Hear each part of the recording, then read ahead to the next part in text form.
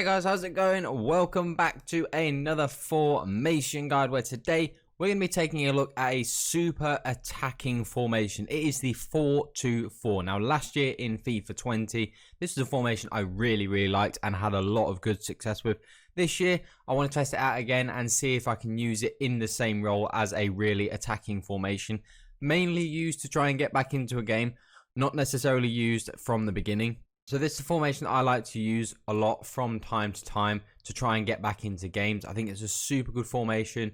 It's really effective, especially with how broken the team pressing is. Having those 4 strikers up top, it makes team press really difficult to play against. However, if you do play beyond that press, this is quite an open formation, which is why I don't recommend playing from it from the very beginning. Now, without further ado, going into the tactics. Now, I've gone for press after possession loss. Now, if you are a little bit uncomfortable using this press after possession loss, you can just knock it back to balance and just use the team press. But I think this press after possession loss, I found it was really effective. Like I said, this wasn't necessarily a formation that I used from minute 1. This is a formation that I typically tend to switch to once I go 1-0 down. A formation that I just like to go in with just to try and get back in the game. The best time to get back into a game is straight away, just to kind of cull that momentum that your opponent has just gained by maybe taking the lead. This is a formation I'll switch to for 10-15 minutes, really just try and get back into the game as quick as I can. If it doesn't work and I don't concede and I don't really create a lot of chances, I'll just drop back into my normal formation. But press after possession loss works really well. Like I said at the top of the video, with those 4 strikers up top, playing against the press becomes really difficult, because especially your defense becomes man marked. So the only way out really is to just punt the ball forwards. Now if you punt it up down the wing, you can obviously get a really good opportunity to potentially get a counter attack, and it can make it really difficult for yourself. But I found that more often than not, the press worked extremely well.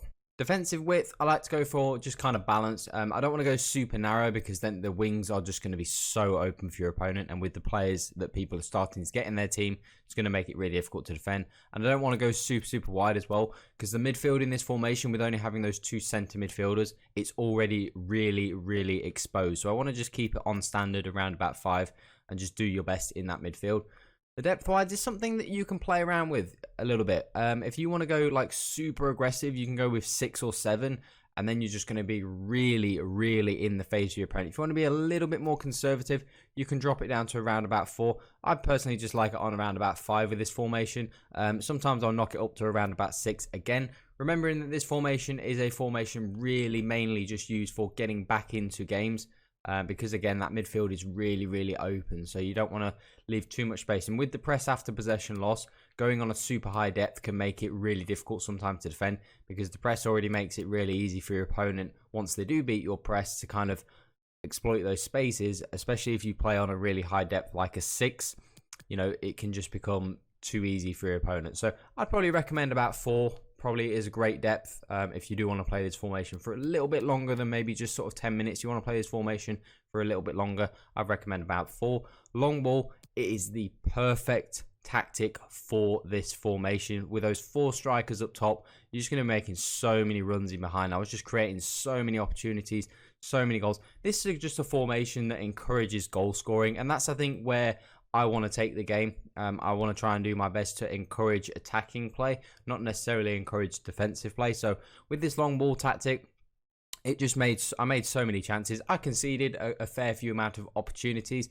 So being a fairly competent defender will help you in this formation. But you know, if you're a clinical finisher and a good attacker, you will create a lot of opportunities and score a lot of goals. Offensive width, I went for around about 4 as well. I just like those strikers up top to be a little bit narrower, because it means that they're just going to get those wingers involved. Again, we'll get to the instructions in a second, getting those guys involved. And then players in the box, corners and free kicks, I've kind of got on the standard settings.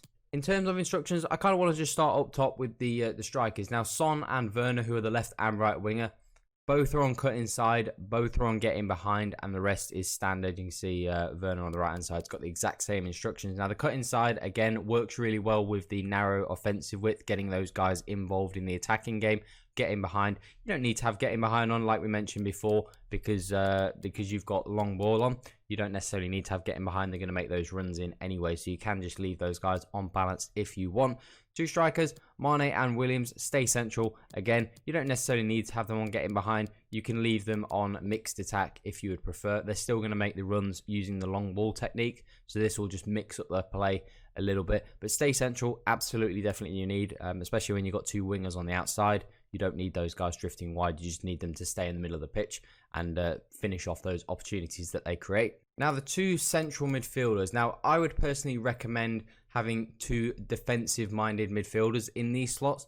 Really, the bulk of your goal scoring is going to be done by those front four up top. So, for example, Sissoko would be really good in this role. Kevin De Bruyne, not so much. I would recommend going with a Kante, an Alan, a Thomas Partey, a Llorente, someone like that, Valverde, players like that, really defensive midfielders, because those front four are going to be the guys who are going to score the goals. These guys just need to be really good at intercepting passing lanes, and they need to be quick as well, because they've got a lot of ground to cover in that midfield. So that's kind of what you're looking for out of those two midfielders. Now, instruction wise, you can play them on stay back while attacking if you would like. Why I kind of didn't like to go for this, and why the only reason why it didn't quite work is there was just such a huge gap between these midfielders. If you have these guys on stay back while attacking, the gap between them and the strikers is about 30 yards, and you have to play like a 30-yard ball just to get it up to your strikers. Now, once you get it up to your strikers, you're golden, you're fine. But it's playing through. You have to then play through, two or three of your opponent's midfielders, and then play like a 20-yard ball just to get it up. So I just feel like the distance was a little bit too far. So I kind of risked it a little bit and went on balance. Now, it does make it a little bit easier to link up with your strikers. However, it's going to leave a little bit more space in behind for your opponents to be able to exploit, especially with that press. If they press beyond these midfielders, they're going to be straight into your back four, and that's why being a fairly decent defender will help. You don't want to be, if you're someone who's really aggressive at defending, this is not the formation for you, because it does require patience in defending. You really cannot afford to lunge into tackles. So that's why I went for these guys on the balance. And then the fullbacks, of course, in this formation, you have to go with stay back while attacking. You can't even contemplate going with balance, because it's such an attacking formation anyway. These guys have to stay back while attacking and at least give you a little bit of a chance defensively to stop some of the counterattacks and opportunities. But this is a really, really good formation for trying to get back into a game. If you're someone who is last 10-15 minutes, you need a goal, this is a really good formation. I created a lot of opportunities when using this past weekend league. I was testing this out instead of the 4-3-3-4 as my get back into the game formation, and it was actually probably, if anything, slightly more effective than that formation in certain areas. In other areas, not so much, not quite as good defensively, but offensively, this is a very, very good formation. So that's how I'd recommend using this formation. So if you did enjoy this video and you'd like to see more, make sure to hit that subscribe button. It would be much appreciated. Do drop a thumbs up while you're down there as well. But that is all today, guys. Have an awesome day. I'm out.